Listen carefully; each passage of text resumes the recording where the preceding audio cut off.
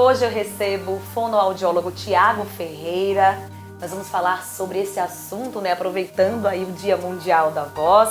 Seja muito bem-vindo ao Vida Leve, que alegria poder entrevistá-lo hoje, Tiago.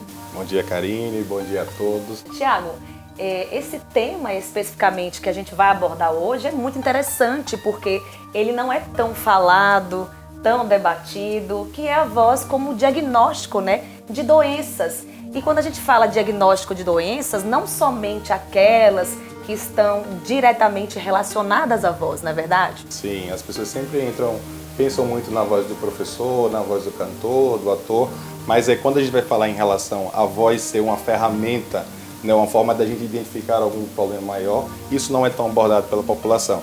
E dentro das campanhas que a gente faz sobre o Dia da Voz, esse é um ponto muito importante para a gente chamar a atenção da população. A gente tem uma máxima, né, que qualquer alteração na voz acima de 15 dias, isso deve ser avaliado por um profissional, por um fonoaudiólogo ou um otorrino ou os dois profissionais. Então a gente tem uma gama de doenças que podem iniciar a manifestação através da voz. Por exemplo, eu posso dar um exemplo da doença de Parkinson, que é uma doença neurológica e que é muito conhecida pela população pelo tremor. Mas um dos primeiros sintomas pode ser a voz. Um dos primeiros sintomas pode ser uma escrita menor, né, uma letra menor, e pode ser uma voz mais baixa. Então aquela pessoa que tem um volume de voz habitual, ela passa a falar uma voz um pouquinho mais baixa, que isso já denotando um pouco da fraqueza que acontece na doença. Um outro exemplo que eu posso trazer para vocês é um paciente que tem esclerose lateral amiotrófica, uma outra doença neurológica, né, que ficou conhecida há anos atrás como uma doença do balde de gelo. Então, o paciente começa a ter alteração na articulação da fala. Ele começa a falar mais ou menos como as pessoas falam, como cebolinha, ou começa a falar cuspindo mais a saliva, e isso começa a chamar a atenção quando isso acontece de forma frequente e contínua. Então, esse paciente, ele precisa buscar ajuda, porque pode ser alguma coisa mais simples, mas de fato pode ser um primeiro sintoma de uma doença maior. E além de poder identificar essas doenças neurológicas, também é possível diagnosticar doenças oncológicas, não é isso? Isso. Então é muito frequente também o paciente que tem um câncer de laringe, né, um câncer de garganta, que ele começa a sua manifestação por sintomas vocais. Então eu posso ter um paciente que começa com dor para deglutir, com dificuldade para respirar, e um paciente que começa a ficar rouco com frequência e não teve nenhuma virose, não teve gripe, não teve Covid, e começa a ficar rouco. Não teve grito. Não abusou da voz e fica rouco e não melhora.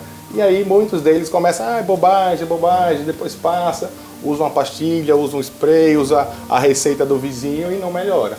Até que alguém da família ou o próprio indivíduo busca ajuda, e aí quando vai avaliar a gente pode ter aí um tumor de laringe, né, um tumor de garganta, e trazer todas essas complicações.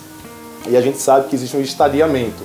Quanto mais rápido esse indivíduo for avaliado, mais precoce, a chance de cura dele é muito maior e a chance de sequela também são muito menores. Tem até um tema que está sendo muito estudado pela ciência, que são os biomarcadores vocais. O que é isso, Tiago?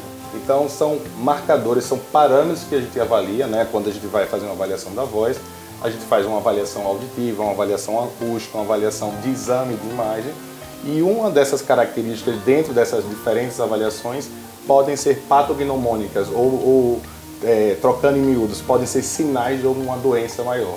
E aí a gente avalia, vê esses sintomas, né, e esses sinais que a voz nos traz, e aí caminha para fazer os exames que são necessários. Então realmente a voz ela acaba sendo um instrumento muito importante de ferramenta diagnóstica. E com isso a gente não quer aí fazer alarme nenhum.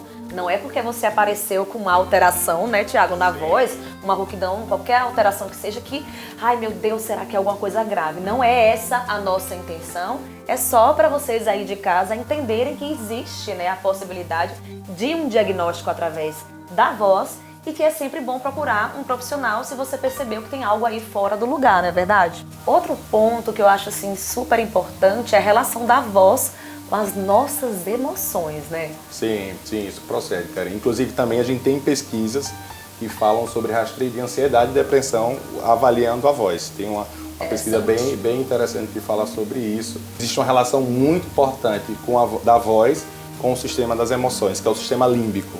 Por isso que se eu estou nervoso, Por isso que se eu estou triste, a gente num bom dia eu já sei que isso aí acontece.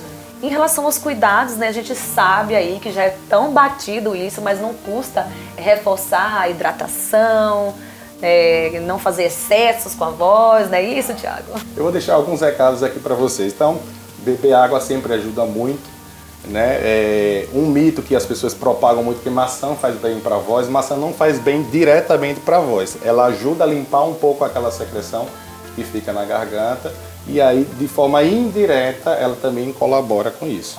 Evitar o uso de pastilha, de spray, de gengibre, que é muito frequente, porque essas são substâncias que anestesiam, né, a garganta, né, tiram a sensibilidade. Então, se eu não estou sentindo que estou abusando, eu vou continuar falando, gritando, sem ter nenhum tipo de prejuízo. E quando acabar o efeito anestésico, aí eu vou começar a ter o acúmulo daquilo ali de forma negativa.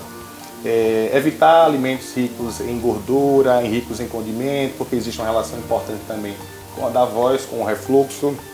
Evitar pigarrear. E para as pessoas que têm também fatores alérgicos, como rinite, sinusite, asma, é importante ter isso de forma controlada, porque algumas pessoas podem ter esse impacto aí na função vocal e outras não. Tiago, muito obrigada aí pelas suas informações. Eu que agradeço a oportunidade. Pela sua participação aqui no Vida Leve. Eu que agradeço, Karine, e agradeço a todos que estão assistindo aí essa reportagem. A gente só costuma valorizar quando a gente pede. Então, cuide da voz e uma boa campanha para todo mundo. Obrigado.